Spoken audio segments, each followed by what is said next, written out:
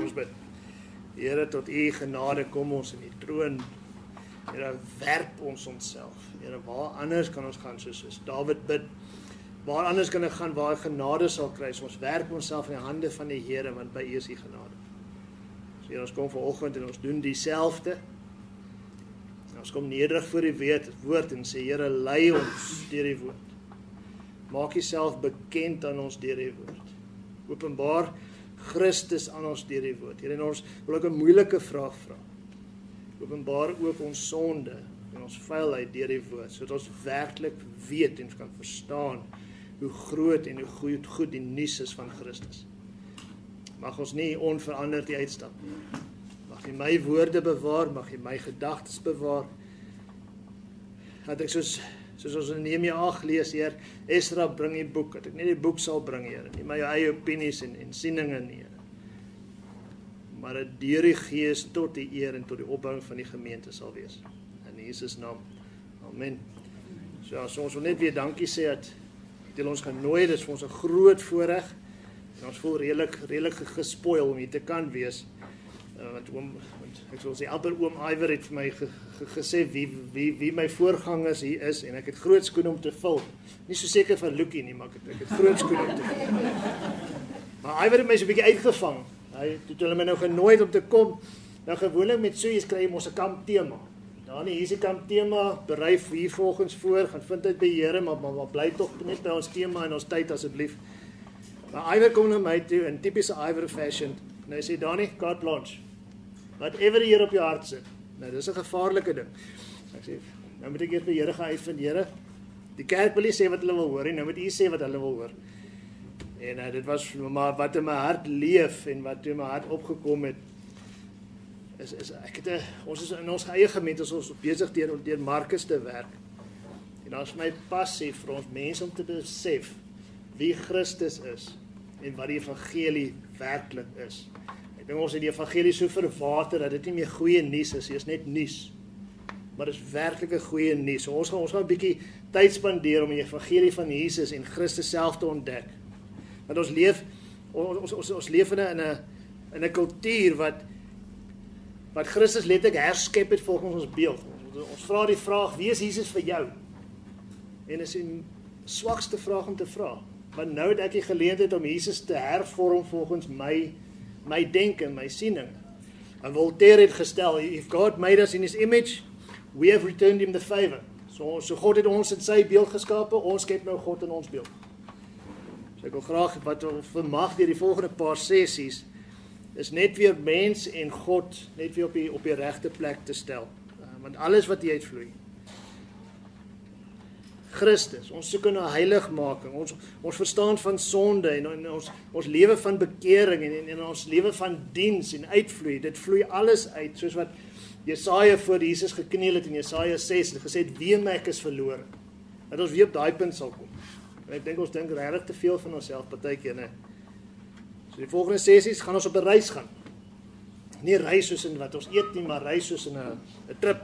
Het gaan 'n reis van wondere wees, dit gaan 'n reis van intrige wees, reis van spanning en verraaiing en van groot hartseer en van verlies en 'n stryd van oorwinning. En as dit nie genoeg is vir jou nie, ons gaan sommer pratende diere ook sien. So die reis gaan ons neem van 'n tuin van wondere tot 'n woestyn van absolute leemtheid, na 'n tuin van smart en seer tot die troonkamer van God se heerlikheid. Ons noem dit from garden to glory. Restoring Adam. Soos ons paadjie gaan loop, gaan ons sing en luister, ons gaan voel, mag God se Gees werklik vir ons die gewig van elke gebeurtenis en elke gesprek letterlik laat voel in ons beendere en laat beleef, sodat ons werklik die diepte van ons sondeskuld en die grootheid van ons verlosser sal besef. So die evangelie, so blaai so lank vir my na Genesis 3 toe. Maar die evangelie van Jesus is werklik 'n goeie nuus. Dit kom van die Griekse woord evangelion, wat beteken wat? Goeie nuus. Dit is nie moeilik om te verstaan nie. Maar dit is nie net goeie nuus nie, dis aardskuddende, kopontploffende, dis my eie opgemaakte woord in my gemeente. Ek maak my eie woorde op. En ek kom uit Engelse kerk uit, so nou moet ek skielik Afrikaans praat. Nou klink ek amper soos Google Translate partykeer. So is kopontploffende nuus. Mind-blowing. Maar die nuus is net so goed, omdat ons posisie so sleg is. Goeie nuus is slegs goeie nuus, as dit jou posisie gaan uitermate verbeter. 'n Skoon toets, 'n skoon bloedtoets, is ontsaglike goeie nuus, vir iemand wat die ergste vermoed, né? Maar 'n skoon bloedtoets vir iemand wat net 'n bloedtoets moet gaan doen, want hy met sy werkklerings kry, is net nuus. Jy weet klaar jy's alright, maar die health and safety wil dit ook weet. Op 8 Mei 1945 kom maar 'n nuusberig oor die radio. Duitsland het oorgegee. Die oorlog is verby. Was dit goeie nuus? Absoluut. Mense is in die straat en hulle juig en hulle sing, dis die beste nuus van 8 jaar lank. Om nuus te kry dat ek werk gekry het nadat jy 6 maande werkloos was, is fantastiese nuus. Die goeie nuus van Jesus is die beste nuus wat jy ooit kan hoor. Maar ons kerk het die posisie so na niks seggend gebring, ongelukkig. Dat dit nie net goeie nuus is meer, dis net nuus. Dis soos jy kry afslag op jou teikenlaatbestelling. Epidu.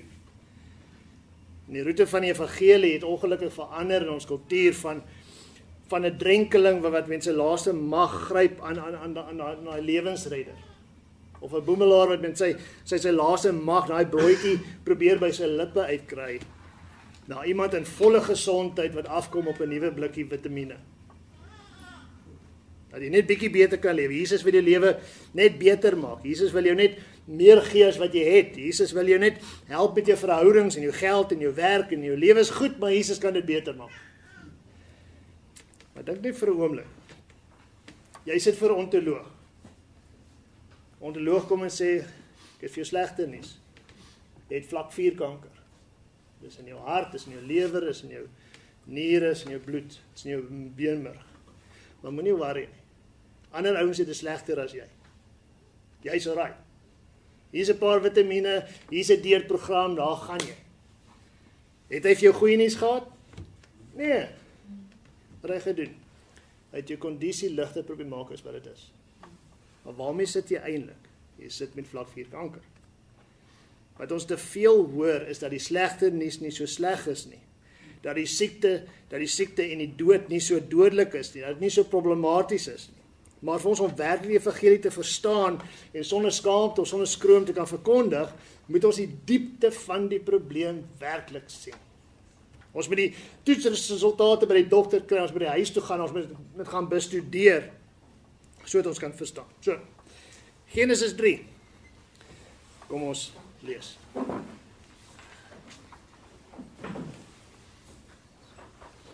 Van vers 1 af. Maar die slang was listiger as al die diere van die veld wat die Here God gemaak het. En hy sê vir die vrou, is dit ook so dat God gesê het, julle mag nie eet van al die bome van die tuin nie? En die vrou antwoord die slang, van die vrugte van die bome in die tuin mag ons eet. Maar die vrugte van die boom wat in die middel van die tuin staan, het God gesê, julle mag nie daarvan eet nie, en dit nie aanroer nie, anders sal julle sterwe. Toe sê die slang vir die vrou, julle sal gewis nie sterwe nie. Maar God weet as julle daarvan eet, gaan julle oë oopgaan, sodat julle soos God sal wees deur goed en kwaad te ken. Toe sien die vrou dat die boom goed was om van te eet, en dat hy lus was vir die oë. Ja, 'n boom wat 'n mens kan begeer om verstand te kry, en sy neem die vrugte en sy eet, en sy gee ook vir 'n man wat by haar was, en hy het geëet. Toe gaan hulle albei sy oë oop, en hulle word gewaar dat hulle naak is, en hulle het vyeblare mekaar gewerk en vir hulle skorte gemaak. En hulle die stem van die Here God gehoor, terwyl hy wandel in die tuin van die aandwinkie. En die mense en sy vrou het hulle verberg vir die aangesig van die Here God, tussen die bome van die tuin. Toe roep die Here God aan die mense en sê vir hom, waar is jy? En hy antwoord, ek het die geruis gehoor in die tuin, en ek het gevrees, want ek was naak, daarom het my verberg. En hy sê, wie het jou te kenne gegee dat jy naak is? Het jy geëet van die boom waarvan ek jou beveel het om nie te eet nie? En die mens antwoord, die vrou wat u my gegee het om by my te wees, sy het my van die boom gegee en ek het geëet. Daarop sê die Here God aan die vrou, wat het jy nou gedoen? En die vrou antwoord, is die slang, hy het my bedrieg, is in die Bybel hoor, en ek het geëet. Toe sê die Here God aan die slang, omdat jy gedoen het, is jy vervloek onder al die vee en al die diere van die veld, op die buik sal jy seil en stof moet jy eet, al die dae van jou lewe. En hy sal vyandskap stel tussen jou en die vrou, en tussen jou saad en haar saad, en hy sal die kop vermors, en jy sal hom in die haksken byt. En aan die vrou het hy gesê, ek sal vir jou grootliks vermeerder, jou moeite en jou swangerskap, met smart sal jy kinders baar, en na jou man sal jy begeerte wees, en hy sal oor jou heers. En aan die mens het hy gesê, omdat jy geluister het na die stem van jou vrou, en van die boom geëet het, waarvan ek jou beveel het om nie te eet nie, vervloek is die aarde om jou ontwil, met moeite sal jy daarvan eet, al die dae van jou lewe. Ook sal dit vir jou dorings en distels voortbring, en jy sal die plante van die veld eet. In die sweet van die aangesig sal jy brood eet, omdat jy terugkeer, so totdat jy terugkeer na die aarde, waarvan jy uitgeneem is. Want stof is jy, en tot stof sal jy terugkeer. En die mens het sy vrou Eva genoem, omdat sy moeder geword het van alles wat lewe. En die vrou van die mens en sy vrou rokke van velle gemaak, en dit aangetrek tot sover. Nou net 'n bietjie agtergrond. Genesis 1 lees ons dat God in die begin het hy die hemel en aarde gemaak. Alles wat God geskaap het, kom uit die oorvloed van die gemeenskap tussen die Vader en die Seun en die Gees. Hulle was en hulle is vir altyd sonder gebrek of sonder nood. Die skepping is nie uit nood. God het nie die aarde geskep omdat hy gesmag het na verhouding wat tussen Vader en Seun en Gees nie kon hê nie. Hy het geskep uit oorvloed, hy het geskep uit goedheid, hy het geskep uit heerlikheid, wat hy wou deel. En alles wat God geskaap het, sê Johannes 1 vir ons, het hy geskaap deur wie? Deur sy Seun. So die eerste hoofstuk lees ons hierdie ongesaglike mooi gedig. En 'n gedig bring orde. Waar ons lees in Genesis 1 vers 2, dat die aarde was woes en leeg, en die Gees oor die waters gestreef, en hier begin hierdie gedig van orde wat God bring. God het gesê, hy het gesê, dit was eers, en dit was aand, dit was môre, was die eerste dag. So die hele gedig is 'n gedig wat orde bring tot die skepping, soos wat God skep. En aan die einde van alles skep God die mens in sy eie beeld, en hy maak hom die onderkoning. Die Engels praat van viceroy of viceroy. Die onderkoning van alles, om alles wat God geskaap het, moet hulle onderhou. Die orde wat God gebring het, moet hulle onderhou. Mens kan nie orde bring uit homself nie. God bring orde. Ons onderhou orde. Net soos wat in die Efesiërs lees, Christus het eenheid gebring. Wat is ons werk? Streef met alle mag om 'n eenheid te behou. En God maak vir die mens 'n helper, 'n uitvloei, 'n ekstensie van die mens self. Vlees van vlees, been van been, iemand met by wie hy fellowship of gemeenskap kan hê, en intimiteit kan hê, terwyl hy oor God se skepping staan en wonder en geniet. En God plaas hom in hierdie tuin van wondere. In hoofstuk 2 vers 15 sien ons dit, en toe God die mens gemaak het, sit hom in die tuin van Eden om te bewerk en te bewaar. En in hierdie tuin plaas hy hierdie een boom met een opdrag. Dames, God het vir julle een opdrag gegee. Mans, een opdrag. Moenie van daai boom eet. That's it. Van daardie boom mag jy nie eet nie. Die res van die tuin, have at it. Geniet dit. Daar's die boom van die lewe, geniet dit, leef vir ewig. Jou koninkryk sal nooit eindig nie. Daar's geluk, daar's voorsiening, daar's posisie, daar's gemeenskap met hom wat die skepper is van alles. Mense was letterlik die koning en die koningin van die aarde, en daar was geen einde aan hulle heerskappy nie. Niks. Alles was hulle onderdanig. Hulle was onderdanig tot God alleen, en alles was in perfekte orde. Daar was geen opstand nie, geen swakheid nie, geen siekte nie, geen dood nie, geen swakheid, die dood of swaarte nie. Dis die beste werk op aarde. Dis die beste voordeel wat jy kan kry. Jy het 'n perfekte verhouding met jou werknemer, en jy het geen personeelprobleme nie. Ek meen, wat meer wil ou hê? Maar daai boom in die middel was daar vir een doel. Net een. Om die mens gehoorsaamheid te leer. In gehoorsaamheid is daar vreugde en daar is vrede. Hoe is daai ou liedjie wat ons sing? Trust and obey, for there's no other way. To be happy in Jesus. trust nobody. In gehoorsaamheid is daar vreugde en vrede. Daar is een hoër as hulle, daar is een groter as hulle, daar is een wat hulle aan wie hulle gehoorsaam is. Die tuin is vol perfekte bome, volmaak, daar's vrugte en lewe, net een staan in herinnering dat hulle ouens, hier is die beperking van julle gesag. Daar is een hoër as julle. Daar is net een wat kan oordeel tussen wat reg en verkeerd is, en sy naam is God, nie julle nie. Julle is gehoorsaam aan hom. Dis die boom. Maar wat doen die mens? Ek soek daai een. Vers 1. Maar die slang was listig as al die diere van die veld en die Here God, wat die Here God gemaak het, en hy sê vir die vrou, is dit so dat God gesê het, julle mag nie eet van al die bome in die tuin nie. Moses is baie spesifiek hoe hy hierdie skryf. Die slang was gemaak deur wie? God. Hy is 'n skepsel. Vriend, hierdie is dis nie 'n verhaal van dualisme nie. Ek weet nie of julle al die prentjies gesien het waar Jesus en die duiwel arm druk of skaak speel nie. Dis absolute nonsens. Dis nie 'n dualisme nie, want Moses maak dit seker dat soos wat God in die verhaal inkom, sien ons, waar lees ons van God eerste keer in die Bybel? 1 vers 1. In die begin het God alles geskaap. Waar lees ons die eerste keer van die duiwel en die slang? Hierso. Hy was lustig as al die diere wat God gemaak het. Hy is 'n skepsel deur God. God se soewereine mag word hier beklemtoon. Soos Martin Luther ook sê, selfs die duiwel is God se duiwel. God is soewerein oor alles. Die duiwel is in opstand teen God, maar hy is nie sy gelyke nie. So wat dit beteken vlugte? Is dat sonde is nie iets wat self bestaan nie. Sonde is nie iets wat ewig saam met God bestaan nie. God is nie die outeur van sonde, maar hy is soewerein oor dit. Die temptasie om te sondig kom van wat af? Kom van 'n skepsel af. Sonde in sy wese is basies dit, opstand teen gesag. Okay? Dis nie 'n mag op sy eie nie. Dis die uitvloei of die sigbare vertoning van rebellie. Dis wat sonde is. God sê dit, ek sê nee. God sê dit, ek sê nee. Dis sonde. En die slang sê vir die vrou, stop net gou eers. 'n Pratende slang moes 'n rooi lig gewees het. Hierdie is nie Narnia nie.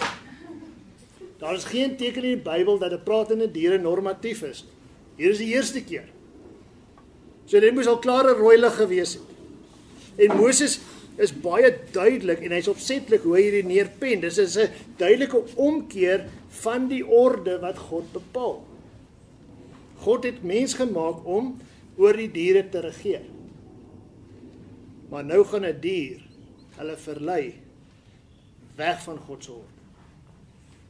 John Calvin skryf so, en ek het dit rofweg vertel. Adam en Eva het geweet dat alle diere deur God onderdanig aan hulle gemaak is. Maar nou laat hulle toe dat hulle deur een van hulle eie diensknegte weggelei word in opstand teen God. Die slang is in opstand teen die Skepper, maar hy is nie gestraf deur die wat oor hom moet regeer nie. Wat moes Adam gedoen het? Hy moes die dier gestraf het, want die dier is in opstand teen God. Maar hy het nie. Maar omdat hy nie gestraf is nie, maak hy, die slang, wie hy aan onderdanig was, hulle self onderdanig van hom, en wy hulle self toe as medewerkers in dieselfde opstand. In plaas van die mens oor die slang te regeer, maak die mens hulle self onderdanig teenoor die slang. En saam met die slang kom hulle in opstand teen God. Dis hoe Moses hier die rebellie beskryf. 'n Omswaai van God se orde. Want kyk gou mooi. Eerste praat die slang met wie? Met die vrou. So van die begin af maak hy hierdie opstand duidelik. Hy praat met die mense as gelyke, so hy kom nie na hulle toe as 'n onderdaan nie, hy praat met hulle as gelyke, en hy praat direk met die vrou, en nie met haar hoof nie. Waar was Adam in hierdie hele storie? Vers 6. Langsaam, die bogger. Hy praat met die vrou, nie met haar man nie. En ek sit daar en ek dink, wat maak Adam? Hy het niks gedoen toe die slang gepraat het nie, niks gedoen toe die slang hulle as gelyke aanspreek nie, niks gedoen toe hy met sy vrou praat en nie met hom nie. En manne, ons sit met dieselfde swakheid in ons. Daai swakheid wat genoem is passiwiteit. Dat ons nie die hoof en die priester van ons huis wil wees nie. Maar ons laat toe dat alles ons huis regeer, behalwe ons onder die gesag van die woord. Oppas. So die slang praat met die vrou deur middel van aantuigende vrae. Vers 1, het God werklik gesê? Nou die slang vis nie hiervan informasie nie. Hy is besig om 'n debat te voer. Hy weet presies wat God gesê het, want verder gaan ons sien, hy haal God direk aan, sy woorde presies. So hy weet wat God gesê het. Maar sy intensie is om twyfel te plant en 'n wig in die verhouding tussen God en mense druk. Het God werklik gesê, Eva, is God regtig goed? As hy so goed is, nee. As hy alles nie die beste vir julle wil hê, hoekom weerhou hy hierdie boom van julle? Is God nie so 'n bietjie onregverdig nie? Dat hy hierdie goed weerhou? Weet soos wat ons met ons kinders doen. Van al die koekies in die kas kan jy eet, maar daai is pappa se. En die beste koekies is in pappa se blik. Of so dink hulle. Dit voel ons onregverdig dat hy van jou sal weerhou. Dis mos selfsugtig. Maar die slang weet presies wat hy doen. Dis hoekom hy dit so verkeerd stel. Dis hoekom hy verwys na al die bome. Het God regtig gesê jy mag nie van al die bome eet nie? So wat dryf dit Eva? Adam is useless. Hy staan net daar. So wat dryf dit Eva om te doen? Sy met God se eer beskerm.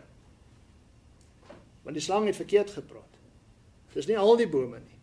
Vers 2, die vrou antwoord die slang, van die vrugte van die bome in die tuin mag ons eet. Ons mag dit eet. Maar van die vrugte van die bome in die middel van die tuin is, het God gesê, julle mag nie daarvan eet nie, en dit nie aanroer nie, alles sal julle sterwe.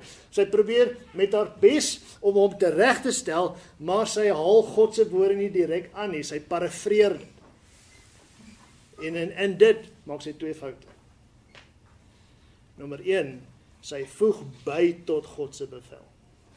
Kyk gou mooi. Julle mag nie daarvan eet nie en dit nie aanroer nie. Daai saadjie wat die duiwel geplant het deur God se onregverdigheid het al reeds begin ontkiem in Eva. Sy het daai onregverdigheid idee reeds begin inkoop.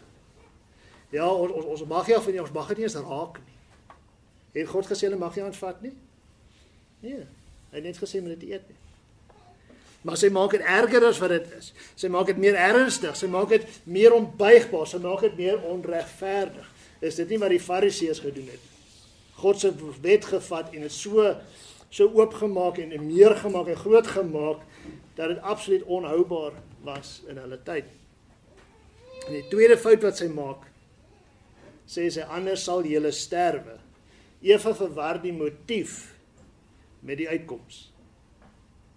Die rede hoekom hulle nie daarvan mag eet nie volgens Eva is anders gaan julle sterwe, maar dis nie die motief van die opdrag.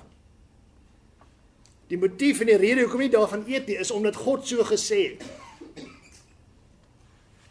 Hy het vir hulle alles gegee, niks weerhou nie. So sy goedheid, sy heerlikheid, sy guns, dis hoekom hulle nie die vrug mag eet nie, want God is goed. Want God het vir hulle alles gegee wat hulle het. Hoekom sal hulle nie van die ding wil eet? God het gesê los dit. En ons sê sjap. Want die res van die goed is Lucky, is amazing. Is baie lief vir Lucky.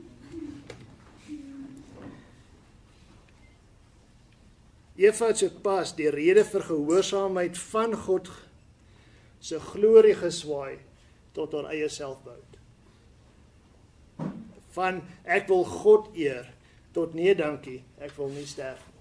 Is dit nie hoe baie van ons Christendom lyk nie? Die rede hoekom ons 'n Christen wil wees is want ek wil nie hel toe gaan nie. Ons verwar die motief met die uitkoms. En Eva is besig om hierdie geveg te verloor, hands down. En haar man doen niks.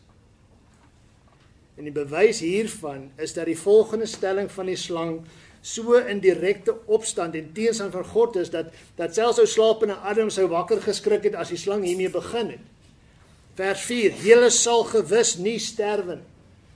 Nou op 'n Saterdagoggend so vinnige grammatika les, is julle reg? Die Jode gebruik herhaling vir beklemtoning. Soos wanneer Jesus lees, hy sê, waarlik, waarlik sê ek vir julle, amen, amen, I say to you. Dit is beklemtoning van om te luister. Paulus doen dieselfde. Filippense 4 vers 4 sê, verbly in die Here, Ek herhaal, verbly. Hy doen dieselfde in Galasiërs 1. As daar 'n engel van die Here kom of enigiets vir ons wat 'n ander evangelie verkondig, laat hom 'n vervloeking wees. Ek sê weer. So wat doen Paulus? Hy beklemtoon dit. Ons sien die hoogste vorm van beklemtoon in Jesaja 6, waar die engel vir die ander engel skree, heilig, heilig, heilig. Hoogste vorm van beklemtoning in die Hebreëse taal. En wat ons hier sien, is as jy direk vertaal sekerlik sterwe, is dit sterwe. God se woorde was, as julle van hierdie boom eet, sal julle sterwe. Julle sal baie dood wees. Heeltemal dood wees. En die slang kom en herhaal God se woorde, net soos wat God het gesê het, maar in die negatiewe vorm. Julle sal sekerlik nie sterwe nie. Die slang het presies geweet wat God sê. Hy maak sy posisie duidelik. Hy staan nou sonder voorgee. Hy al amper die slang se skille af en die duiwel self staan daar en hy sê vir hulle, God het gelieg. Nou was nou nie daar. So jare wat gelede. So 'n predikant wat nie 'n Christen of 'n predikant is nie, maar hy's agter 'n kansel van een of ander aard. En hy het juist oor hierdie teks gepraat. En raai wat was sy gevolgtrek? God het gelieg. Die slang praat nog steeds in 2025. Nee, dit misgis nie. Maar hier is die kruks van die sondeval. Dit gaan oor heerskappy, dit gaan oor wie is Here, want as God gelieg het, kan hy nie wat wees nie. Hy kan nie God wees nie. Wanneer ons die woord van God bevraagteken, kom ons met dieselfde aantuiging, het God regtig gesê. En in ons is dieselfde voetspore van die een wat dieselfde aantuiging gemaak het. Vriende, is 'n groot saak. Is 'n ernstige saak. Want hierdie gebeurtenis het die hele skepping van God geskend en vir duisende jare in absolute chaos gegooi tot vandag. Het was 'n stryd vir heerskappy en die slang in die stryd gevoer. Wat is die leerstelling wat die duiwel hier aanvat? Dis die een wat in ons dag ook aangevat word. Is oor oordeel, geregtigheid, judgment. Daai julle die ou dae van die judgment preachers, weet ons het hulle die fire and brimstone preachers. Ons sing hulle nie meer nie, ons mis hulle. Slang sê julle sal nie sterwe nie. Julle kan sy bevel oortree sonder om die gevolg daarvan te dra. Hy sal julle nie werklik oordeel nie. Hy sal julle nie straf nie. Is dit nie die boodskap wat ons van baie kansels en radiostasies en TV af hoor nie? John Lennon het daai bekende, wêreldberoemde maar absolute godverlonende lied geskryf. Imagine there's no heaven. It's easy if you try. No hell below us, above us only sky. Imagine all the people living for today. Beautiful song, nee. Absolute godverlonende lied. Hoekom? Daar's nie oordeel vir jou. Almal is okay. God is lief vir almal. Dis soos 'n Oprah Winfrey show. Daar's almal vir almal.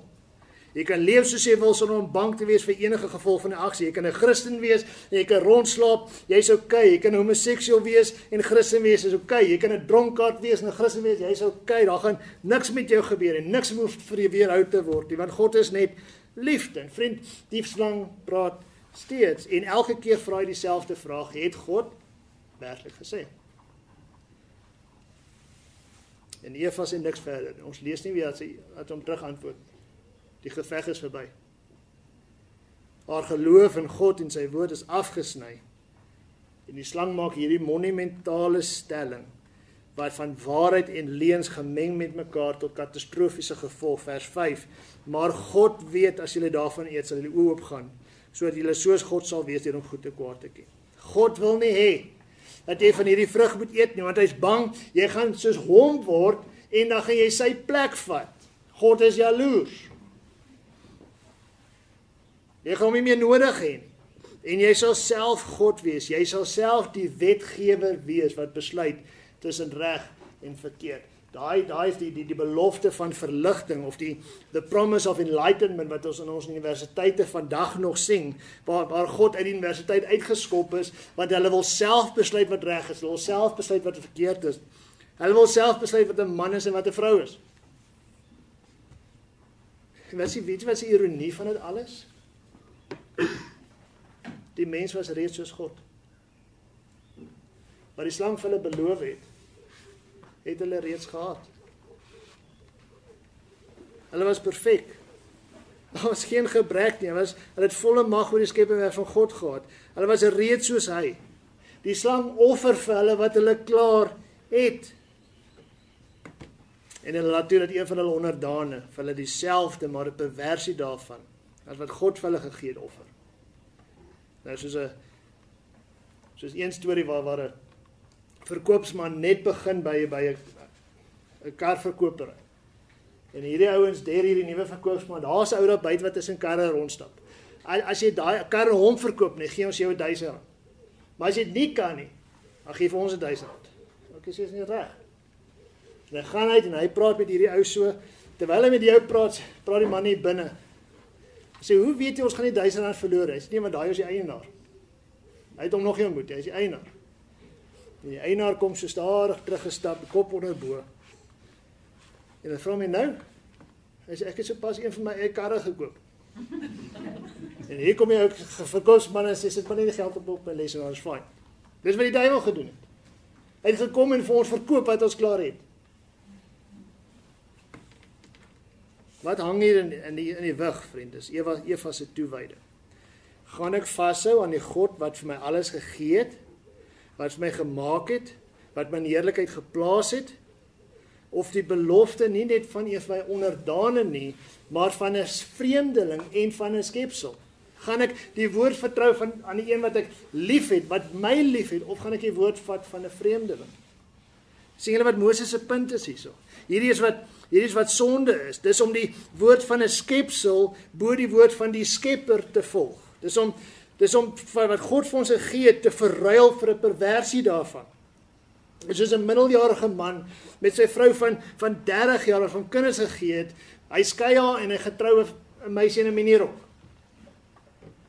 Dis 'n verworpe idee van liefde en genot. Om iets te hê wat ek dink ek nie het nie, maar ek het dit reeds al die tyd.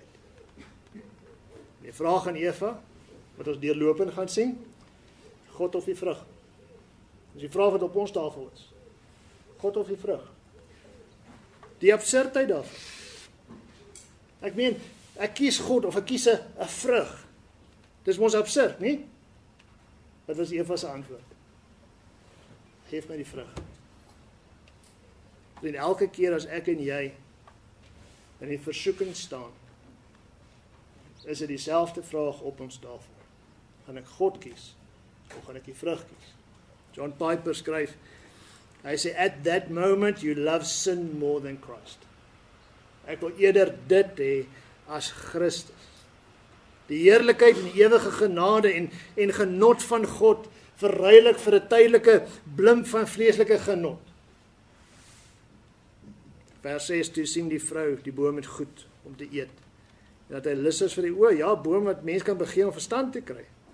En sy neem van sy vrugte, sy eet, sy gee vir 'n man ook wel en hy het geëet. Sy het gesien, sy het geneem, sy het geëet, sy het gegee, hy het geëet. Daar is die opsomming van daai vers, as jy wil neerskryf. Sy het gesien, sy het geneem, sy het geëet, sy het gegee, hy het geëet. En Jakobus skryf ons presies daai net in ander woorde in Jakobus 1. Hy sê, maar elkeen wat versoek word, as hy deur sy eie begeerlikheid weggesleep en verlok word, daarna as die begeerlikheid ontvang het, baar dit sonde, en as die sonde tot sy volle ontwikkeling kom, bring dit die dood.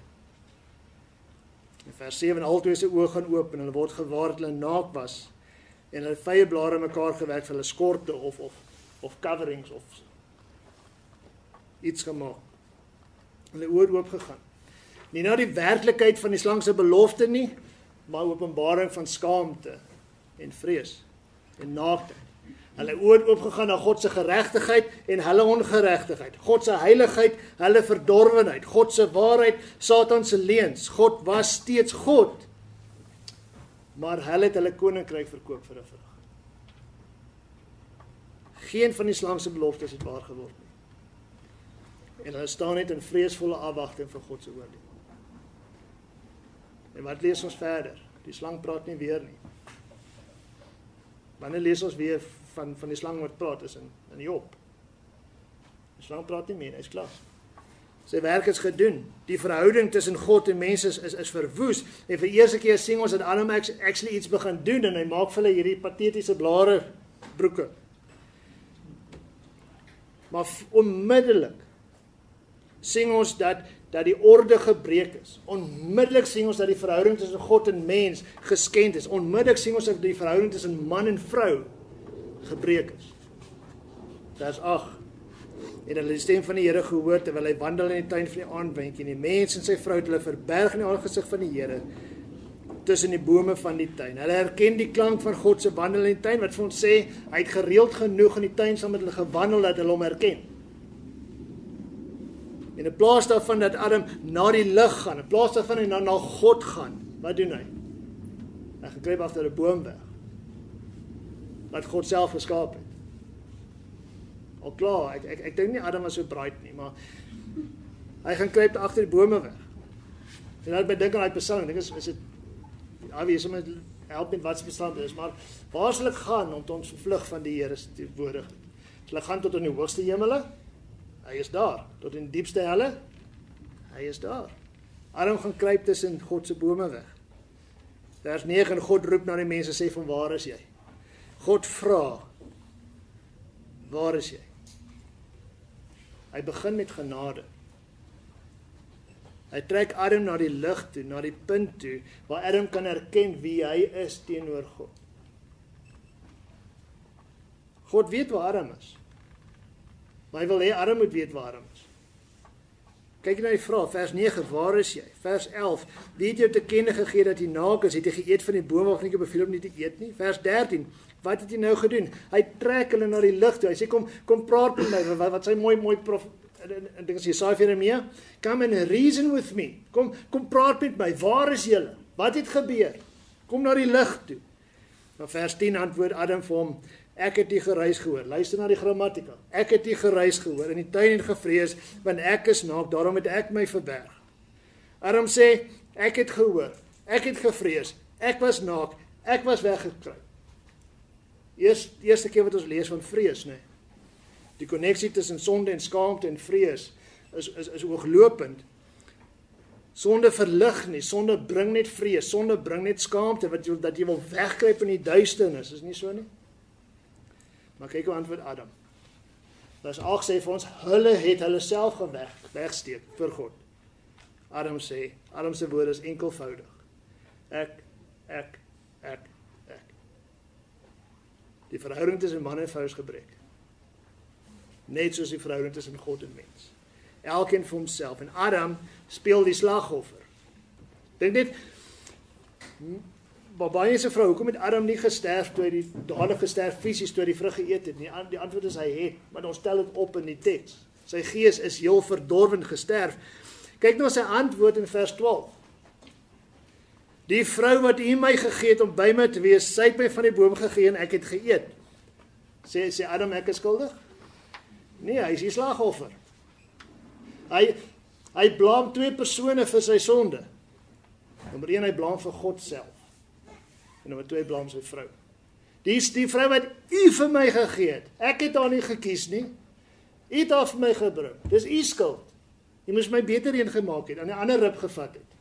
Of dalk 2 ribbe. Dis U skuld, Here.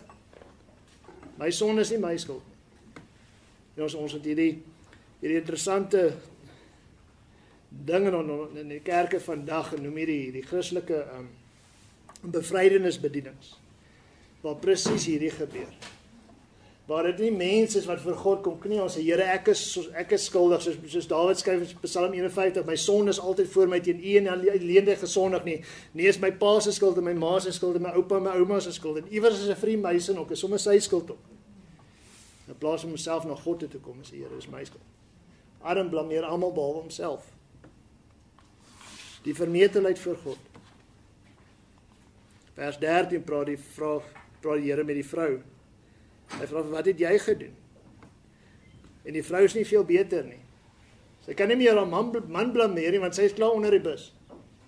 Nou blameer sy die enigste ander ou wat nog daar is, en sy blameer die slang. Sy slang se skuld.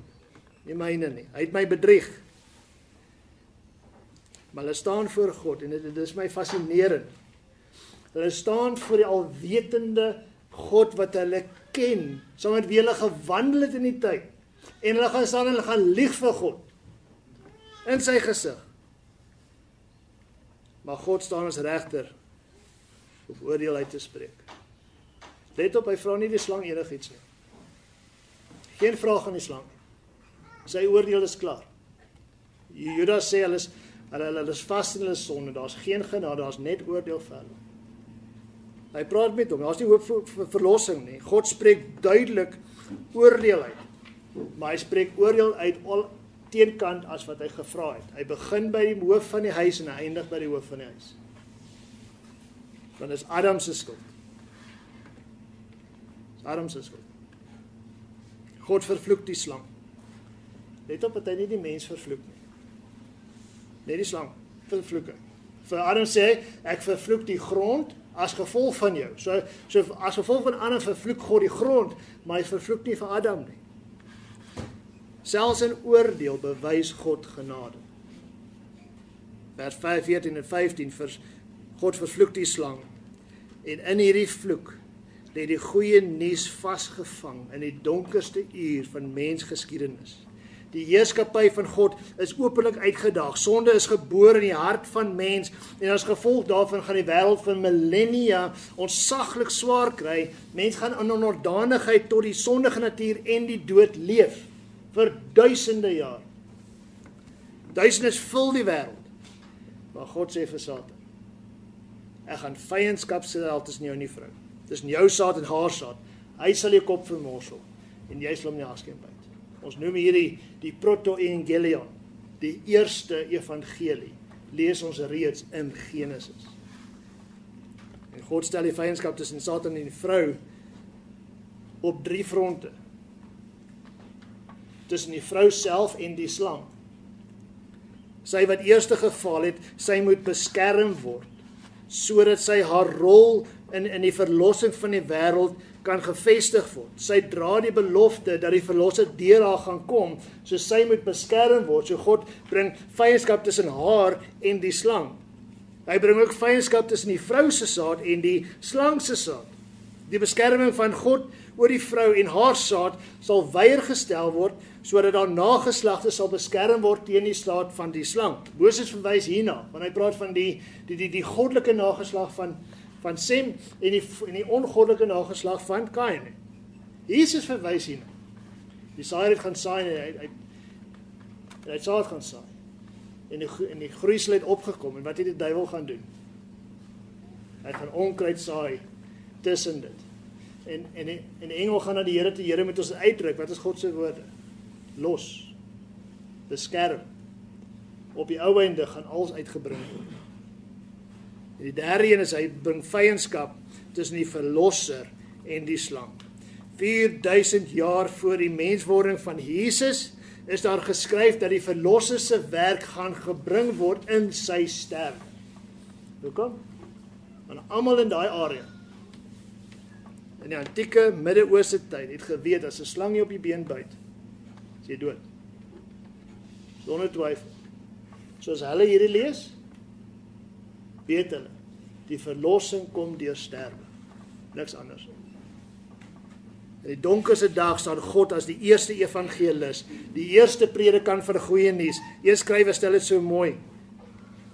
Hy sê, so a simple act, so a hard in undoing, that God will taste poverty and death before taste and eat becomes verbs of salvation. Hoe het die vrou geval? Die om te neem en te eet. So 4000 jaar daarna sit die saad wat die verlosser is en hy hou die broodjie en hy hou die wyn. Hy sê neem en eet. God will taste poverty and death before taste and eat becomes verbs of salvation. Vriend, ek sluit af met hierdie woorde. Hoe diep jy ook al dink jou bedorwenheid is, ek kan jou beloof, dis baie erger as wat jy dink. Dis nou great vir 'n, dis hoekom ons net een keer genooi word. Maar hoe diep jy dink jou bedorwenheid is, ek beloof is baie erger. Maar hoe groot jy jouself kan indink, die genade van Christus is, ek kan jou dit beloof, is baie groter. Hy het maar dit gekom met 'n onpylbare prys. Die God, die skepper van alles, Christus ons Heer, het homself leeg gemaak van sy glorie en hy het vlees aangetrek soos mens. Hy het die natuur van 'n diensknegt geneem en het homself gehoorsaam gemaak tot sterwe toe, 'n dood aan 'n kriminele kruis. Vriend, moet nie God se heiligheid verklein neer soos Adam en Eva gemaak het. En sê, dis daai se skuld, of is nie so erg nie. Dis nie so erg nie, mag nooit in dieselfde sin as sonde gebruik word. Naak staan ons voor God, wie aan ons toe uitreik, deur genade. Hardloop na hom, werp jouself op sy genade, en bevind jouself in daardie arms van genade. Volgende kyk ons na die woestyn. Kom ons bid. Here is groot en heilig en ons is nie. Ons is nie. Here, die beste van ons, Here, noem homself in Korintiërs, the chief of sinners. Here, ons is vol so ver kort, dis nie eens 'n resies nie, ons het nie eens opgedaag om in die wegspringblokke in te klim nie, Here, ons pyle skiet ons sommer aan die ander kant, ons is nie in dieselfde sport nie, as dit kom by geregtigheid. Maar Here, dan kom my kosbare vers van Korintiërs 5:21, want God het hom, wat geen sonde geken het nie, sonde vir ons gemaak, sodat ons die geregtigheid kan wees van God in Christus. Dankie vir hierdie belofte in Genesis 3. Dankie Here dat die uitvoering hiervan was in Engels 'n single-minded purpose, Here, wat voor die fondasie van die aarde reeds gevestig is, tussen die drie eenigheid, het U die belofte gegee en bewerk tot vandag toe, en bewerk dit steeds, dat ons in Jesus gevind sal word, met geregtigheid van Christus, nie uit ons eie nie, maar dit wat deur die geloof kom, sodat ons Christus mag ken. Help ons Here om nie lig te maak van ons sonde nie. Help ons Here om dit nie af te jak as iets kleins of iemand anders se worries nie. Help ons Here om voor U te kom kniel en ons harte net te kom leegmaak en skoonmaak en sê, Here, wie is my, ek is verlore. Dankie vir die woord, dat dit so duidelik vir ons maak. Dankie vir die woord wat die belofte so duidelik maak. Tot U eer. Amen.